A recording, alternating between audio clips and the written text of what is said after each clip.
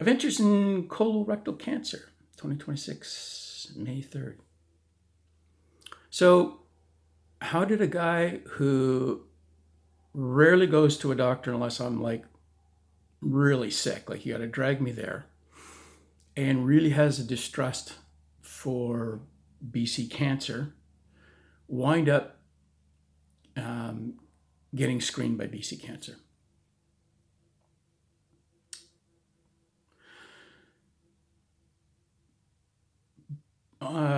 Both sides of my family, the men on both sides of my family, um, had massive strokes in their late 70s, early 80s. In the early days, they were fatal. My father survived two, but it goes like my father, his father, his father. I'm not sure about on my father's mother's side, but there's a history of at least heart attacks in there. My mother's father, on my mother's side, I think some of her uncles. It's hard to know. So, although both of my parents were born in 1936, yeah, I'm that old. My mother's parents and family was born. She was a late child, so they were all born before 1900. So the things get fuzzy back there. A friend of mine wanted to learn tango, so we're teaching, and she's having a hard time because not only um, is her ex-partner in palliative care, and she's trying to help him through that. Her sister has pancreatic cancer and is terminal, and she's trying to, and as soon as he passes, she's now dealing with that. So I'm telling her about this thing, and that, like, I'm 68, 10 years from now, I'm expecting to have a stroke. And she says, go get checked out. Like, things have really changed. Just go get a physical. Tell the doctor what's going on. And they'll do a bunch of tests, and you can mitigate the risk. It doesn't take much to mitigate the risk these days. Okay, so it's like the end of January. This is the beginning of January this year. So then in January,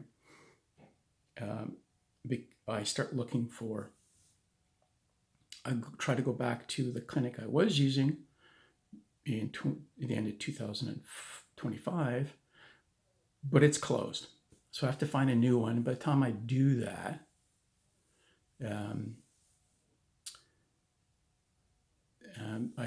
it's like the end of January, say the 27th of January. I walk into the clinic. No, you have to book online. Okay. And it turns out one of the benefits of COVID is I can do a telephone meeting. I don't have to meet up personally, and the telephone meetings are quicker. So it's like, instead, like, I was going to have to wait like a month to get a meeting with the doctor. And now it's 2 weeks. Okay. So I make the appointment, the telephone visit with the doctor, the televisit, I guess, with the doctor. And in the intervening 2 weeks, now, who looks at the toilet paper when you wipe your ass? I happen to look, and there's this light smear of blood on the toilet paper. Not under the poop, but on the edge. Well, okay, that's a bit weird. But it's nothing unusual. Like, I've had no health issues. That, nothing creeping up. I feel fine. Like, I'm still walking 2 miles one way, 2 miles back in the morning for coffee. Still dancing as much as I dance. Blah blah blah. Anyway, so I get the telephone interview and tell the guy about this family history, and he assures me that no, nothing genetic there, not at all. Okay, but he's going to give me, and I tell him about the smear of blood on the toilet paper, so he's going to give me a full physical anyway. Okay, he's going to email me the prescription for the full physical. So I wait, and after a week, I still don't get the email, so I call back to the clinic, and they send me the script. Okay, so by email. So I go and get the script printed off, and it's from Life Labs. And so I go in and to Life Labs, my local Life Labs, the closest one to me. And I'd say, how do I make an appointment? Oh, I have to do that online. So, okay.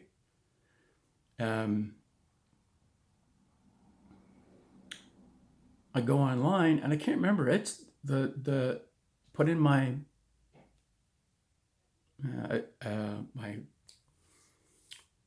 my address, and so the closest one, or the to me the earliest one, is like 3 weeks out. Okay, so I make my booking for, it turns out to be March 2nd, the earliest one I can get. And I walk in and go to my appointment on March 2nd, and they take my blood, do an ECG, and I have to do a urine and poop sample. Okay, so I've done poop samples before, like in 2005, coming back from Nepal. My travel partner and I got sick, like holy crap sick. She was sick from just after takeoff from Kathmandu, and I was sick from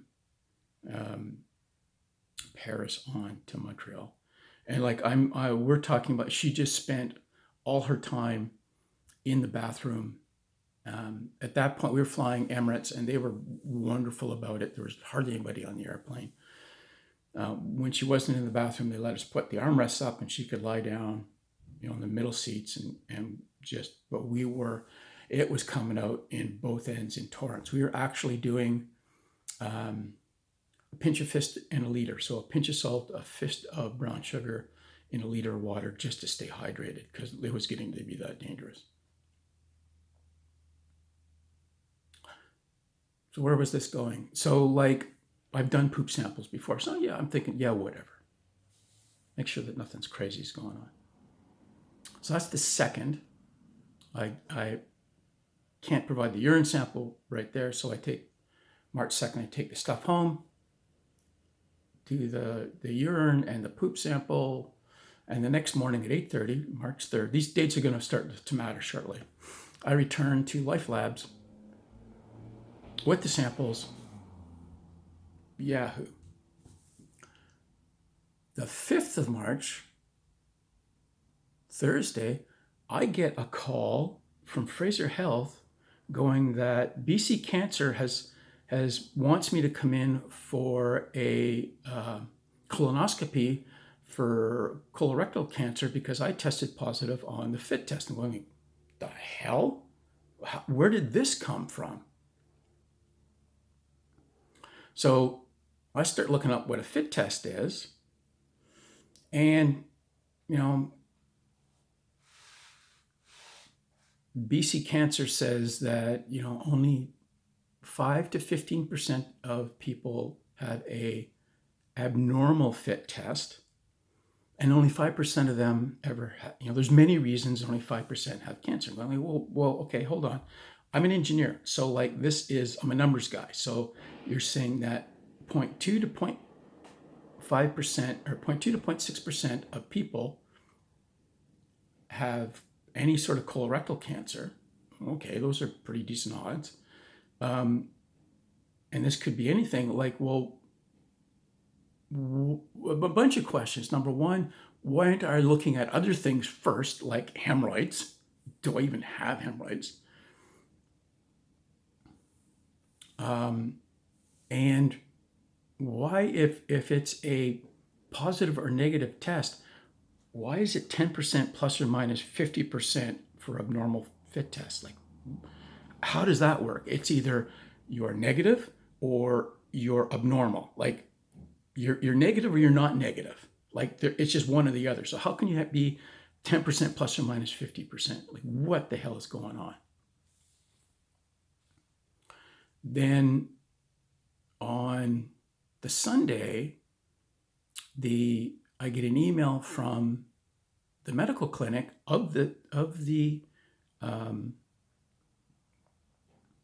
test, including the FIT test, and it's got, although my name, address, and health card number are okay, it's got me listed as a female, number one. There are a bunch of dates. So up in the right-hand corner is the date that I brought the sample back. That's correct. But the date received and the date and time received is half an hour after the date that they tested it. And in the body of it, the date received, date tested, and date reported are all the date and time reported. So what is going on? So I call some friends and go like, and they talk me down. I got really good friends. They talk me down off the ceiling because like I'm going, what is going on here? Like I wasn't expecting this. Now all of a sudden, you're saying I need cancer screening. Now, I'm really sensitive about this. About 20 years ago, I watched a friend of mine go from diagnosis to dead in 3 surgeries in 2 years. So like, I cared a lot about this person. So they're pretty sensitive about this.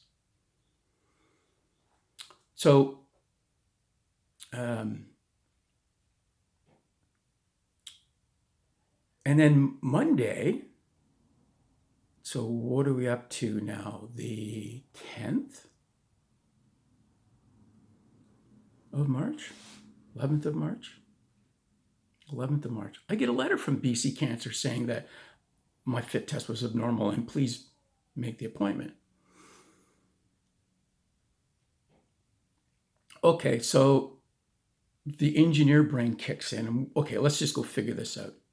So the first thing I do is I call the number given and to make the appointment. And no, I'm given to someone at Fraser Health that is going to make the appointment to talk to the nurse, who will then make the appointment to get the colonoscopy. I'm going like, what do you mean? I got to talk to the person to talk to the person to talk to the person to make an appointment? Like, why is this so difficult? I also print off the report and then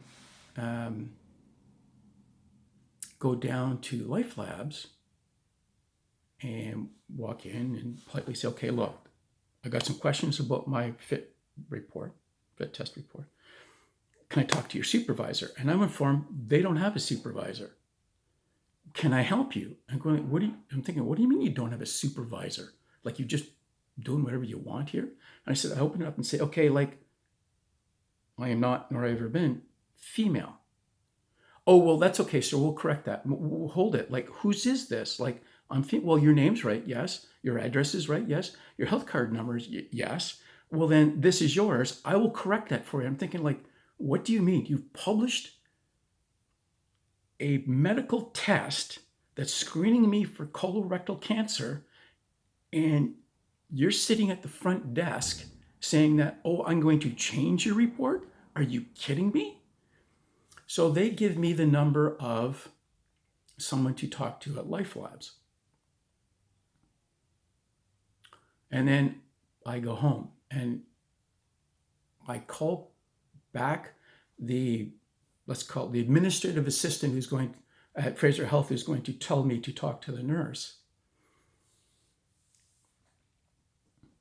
And I tell this person, okay, look, I got some real questions about this. Like, what's going on? And she says, well, when the nurse talks to you to make the appointment, describe this to her. I also call the number that Life Labs gave me for their head office and leave a message. It's all I can do. So Wednesday, I have a physical appointment to go and see the doctor who sent me the script to get the tests. And I go like, okay, look, number one, I'm really sensitive about this, explained about my friend dying. I'm going like whose report is this? This is female. And none of these times make any sense. And he looks up his report, and his report has me listed as a male. And the date received is now Monday the 10th, not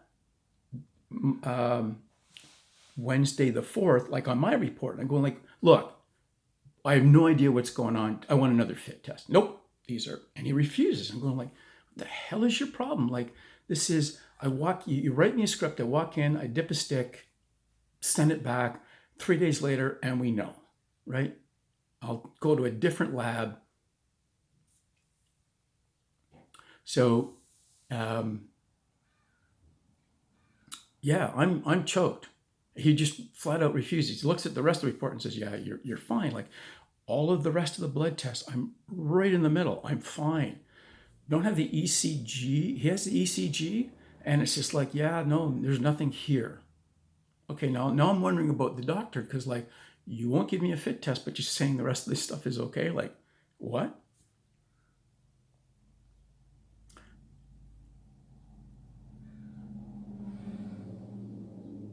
So I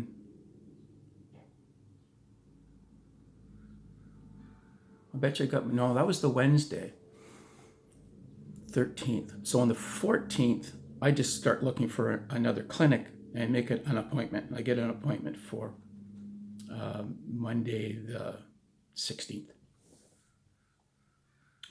And then on Thursday, I get a call back from Life Labs. I explained to her what went on. She went, yeah, it's probably it's probably yours. I looked into it. I really can't follow the whole chain of custody, basically, of what your test did, but it looks okay. We have a real problem with that lab doing this. And I'm thinking like, you have my healthcare number. The top field in this should be just auto-generated from my healthcare number. And she says, look, if I were you, I would go ask your doctor for another one. I said, I did. And he refused. And she went, oh, that's really odd. Then go to a different clinic. I'm thinking, what do you mean just go to a different clinic? Okay, fine. Because I'm already doing this. Then on the Friday, I get, because that's the 15th, 13th, 14th, 15th, I get a call back from the nurse who's going to set up the appointment for the colorectal from the Fraser Health. Tell her the whole story, and she goes, okay, go to a different clinic and get another one, just to be sure. Your own peace of mind. It's not a big deal. It's no different to us. Okay, thank you very much, ma'am. And she also says, in booking the colonoscopy, she says, the first person who says to me, you don't have to do this. If you really don't want to, you don't have to do it. We would recommend it. The preparation with the laxative is the worst part of it. It's not, the process is fast, but we would recommend it. First person. Okay, we'll do that. So this is now, and I'm really confused, because from the 27th of January to this, because now we're at the 15th of March, like, it's this hurry up and wait stuff. Like, what are you guys doing? Like, hurry up and wait, hurry up and wait. So Monday, I wind up at a different clinic with a different doctor. Got all my stuff with me. First one that she actually went through and looked at all the numbers and said, okay, your cholesterol, blah, blah, blah, did the calculation for the cholesterol, you're a little high, like, change your diet, just done that, blah, blah, blah. Told her the story. She said, fine, like, it's not a problem. We'll just get you another fit test. So I go down and to a different clinic on the, must be the 18th, because Friday the 15th was 15th, 16th, 18th. So Monday the 18th, get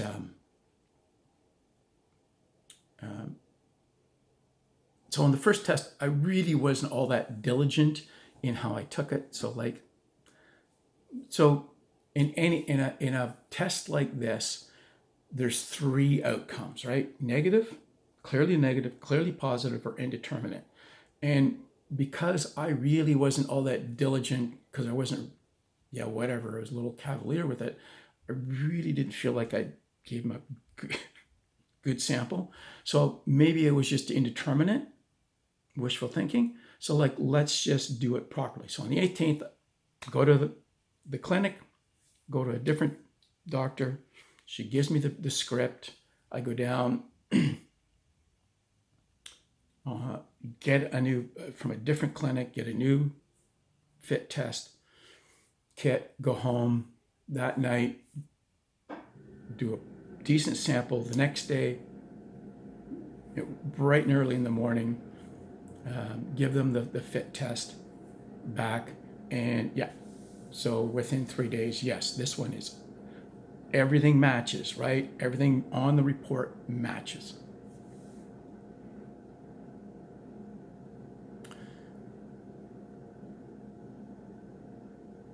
Oh yeah, so in the conversation with the person from Life Labs about my fit test from the first one, it turns out there's actually 3 reports for my test. 2 of them say I'm female, 1 of them says I'm male. They all have different time. All of the receiving times varied wildly, just lengthed out. And apparently this is normal. They pre-fill the forms to help ease up the paperwork, and then when the report comes in, then they finish filling them. But that makes all of the dates and times really weird. And I'm going like, it's a medical report. Like, I'm an engineer. Like, when you put out a report, you just don't get to take it back and change numbers on it because you're trying to shortcut your work cycle. I mean, like, you're dealing with people's lives here. Like, amazing. So anyway, so that's how I wound up. So I'm talking to this doctor, and she said, well, if it comes back positive, you should really go get a colonoscopy. You really should. And I looked at her and said, engineer, si vis pacem para bellum. If you're looking for peace, prepare for war. Meaning, hope for the best, plan for the worst. So I told her, I've already got my date set for my colonoscopy, April 8th. So like, this is, once again, like, it's like some people are running around with their hair on fire saying do this, and some people are going like, no, don't worry, we'll do it a month from, or a month and a half, or 3 weeks from now. It's just like the messaging is just horrifically inconsistent. For example, on BC Cancer's page on colorectal cancer, they state that 75 out of 100,000 people have colorectal cancer. They also state that the abnormal fit test is, like I said, 5 to 15%. And of those people with an abnormal fit test, 5% have colorectal cancer. Well, that makes the percentage of people in BC with colorectal cancer, because it's only BC numbers, they're not across Canada, right? Anywhere from 0.075% to 0.2% to 0.6%. Like, those are just wildly varying numbers. Like, and it's not like, I've been was out of the industry for 20 years. I mean, like, your data should be a lot better by now. Like, you've had 20 years to collect and collate data. It should be a lot more better than that. I also use a VPN, so a lot of my information comes from abroad. So I got a British National Health Insurance report on colorectal cancer and the FIT test. And they do it, this report was done differently. They do it micrograms of blood per gram of fecal matter. It's just not positive or not positive, or negative or not negative. And they come out that 10% of the population has, of the national British population has colorectal cancer. And they flat out state that a negative FIT test is, there is no cancer, and a positive one could be a lot of things, but includes colorectal cancer, which is like stupid. So what you're saying is, if your guts aren't bleeding, there's nothing wrong? Like, really, guys? Anyway, yeah, so, and I just harken back to 20 years previous where, working in the lung cancer, with lung cancer going, oh, well, we can't use German studies because they're not BC studies. And they're like, quit it. Like, you really need to quit it. Like, quit playing with people's lives. Anyway, so there it is. That's how I wound up with never going, only going to the doctor unless like bones are hanging, I've broken my arm and bones are hanging out, and distrusting the cancer industry to going for a colonoscopy. So yeah, making appropriate life decisions. I don't make any money, but you get good stories.